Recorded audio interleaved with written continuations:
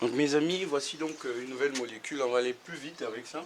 Donc vous savez que la première des choses, c'est trouver donc la structure de Lewis si on veut prédire donc la géométrie de cette molécule. Donc pour Lewis, il faut chercher les électrons de la couche externe puisque ces électrons vont mettre en commun pour former des liaisons, donc trouver la structure de Lewis. Donc je vais aller plus vite. L'hydrogène ici, chaque hydrogène il apporte un électron puisqu'il y en a 3, donc il y a 3 électrons. L'oxygène ici apporte 6, comme il y en a 4, 4 fois 6 ça fait 24. Ici, lui, il apporte 5, soit un total de 32 électrons. D'accord? Et donc, voici la configuration. On trouve l'atome central, il est le moins représenté. Il fait des liaisons avec les autres atomes. Mais attention, dans le cas où c'est un oxyacide, on vous a dit que l'oxygène et l'hydrogène est toujours lié à l'oxygène. Pour former donc une fonction qu'on appelle alcool, d'accord? Pour des raisons énergétiques. Donc, si vous mettez l'hydrogène directement sur le phosphore, c'est faux, on vous barre. Quand vous faites votre méthode de case quantique, vous devez forcément tenir compte de ça. Sinon, vous n'allez pas trouver la bonne configuration de Lewis. Donc, quand c'est une molécule qui est oxyacide, il y a l'oxygène et l'hydrogène, attention, l'oxygène ici ou l'hydrogène ici est toujours lié à l'oxygène pour former une fonction qu'on appelle alcool. C'est pour des raisons énergétiques. Donc, je viens d'utiliser combien de liaisons ici. Donc, combien des électrons? Il y a 7 électrons, donc soit un total de 14 électrons. Et ça, je viens retrancher dans le total, ça me reste 18 électrons.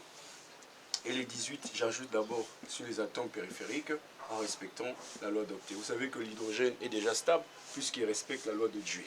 D'accord? Alors, donc ça fait combien des électrons? Mais ça fait 18. Je reviens ici, je retranche les 18, ça me reste 0.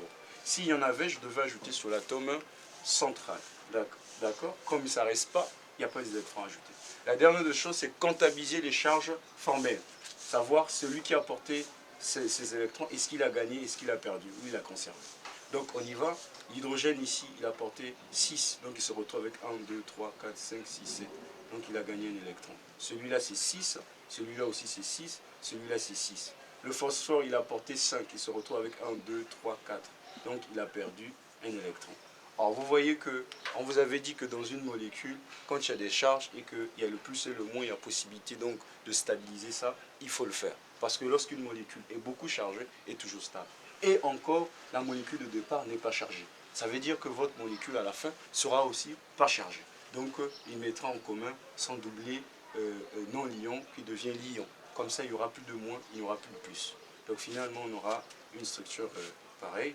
Donc on aura P qui va être lié 2 fois avec cet oxygène. Ça ne restera que 2 doublés.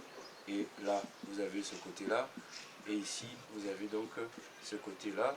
Et ici, vous avez donc l'oxygène qui est lié à... Voilà. Voilà la structure de Lewis. Alors, la géométrie. Ici, on a AX combien? Une liaison liante, 2, 3, 4 liaisons liantes.